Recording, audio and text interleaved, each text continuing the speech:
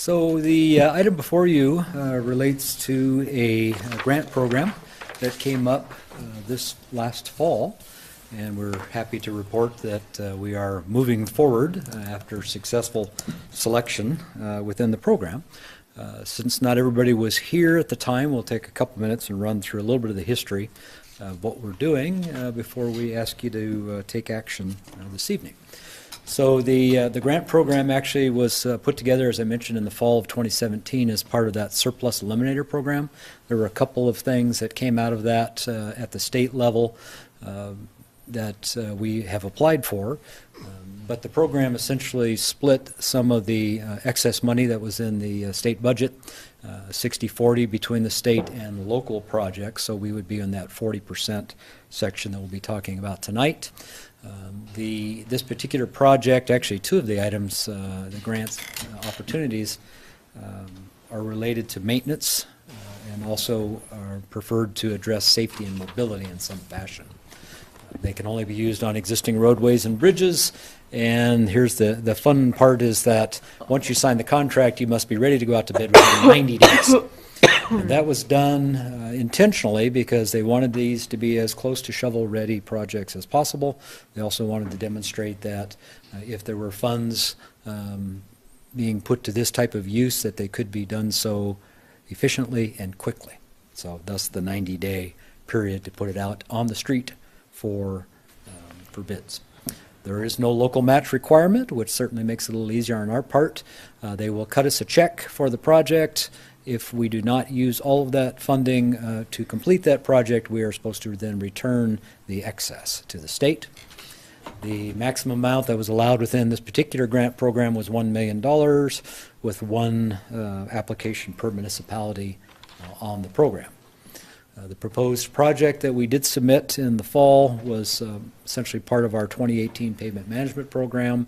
It is for the slurry seal project that we had anticipated doing this year, but this will then allow us to use the state funds for this purpose and then apply the city monies to other such projects within the pavement management program. I have a question. Gina? One project per municipality in perpetuity or per year?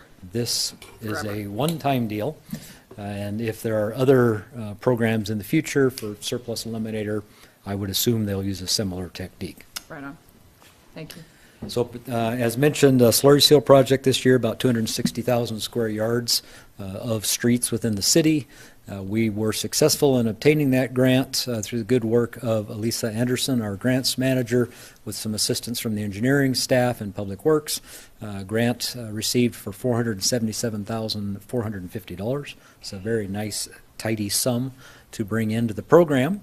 And to talk a little bit about what we're going to do with it, this is a map that shows some of the previous areas that we have done slurry seal projects dating back to 2011 in the redder ones are kind of here. Then we did another set in 2013, which are kind of the orange colors there, and those areas. And then 2015 are the greenish ones. There's a few limited spots. That was a smaller one. And then in 2017, the ones in blue, which almost looks purple on this particular graph, quite a few in the 2017 program. For 2018, which will be the subject for this particular grant, we're focusing on three areas of the community. It's labeled here, 1, 2, and 3. Just zooming in on those areas a little bit. Area 1 is on the west end, so there are some portions that are not quite on the map out here on A and War Bonnet, but zooming in a bit, you can see Farm Road, A Street, Baker, portions of that area on that northwest quadrant, a little bit of 6th Street, heading down east of the campus. On the next area to the south, and this map is turned so that north is to the right in this case, just to help orient you a little bit, we're looking at the Sunnyside Avenue areas, the South View, and then some of the Indian Hills sections of the community. And then Area 3, again, north to the right, a little more 6th Street, portions of Hayes and Polk on the north end of town, kind of jogging our way up through that area.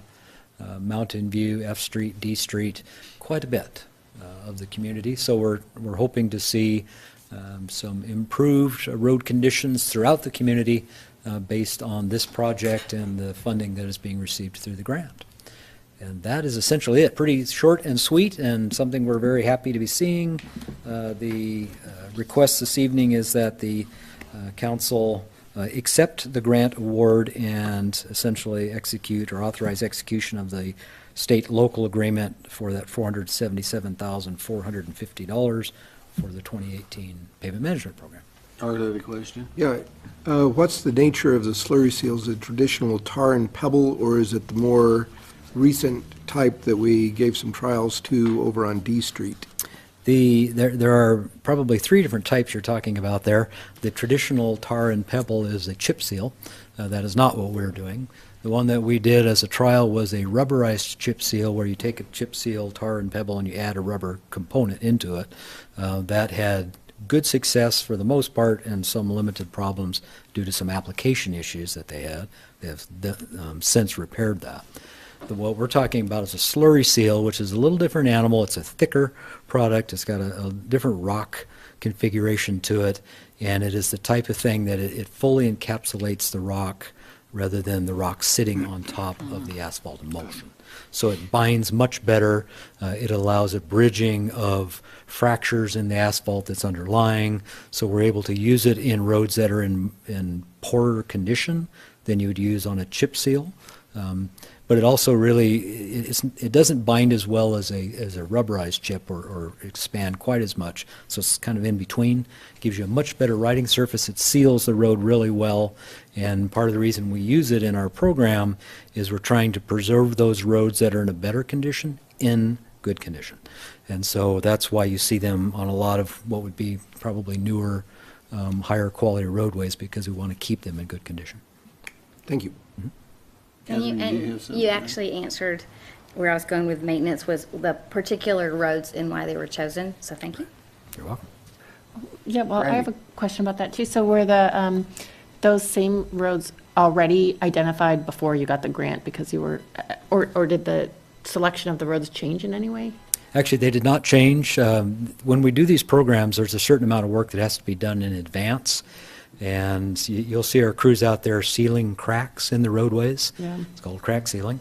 And those have to be done before you do this type of a surface application. So we program these a good year in advance and have the crews out working on them.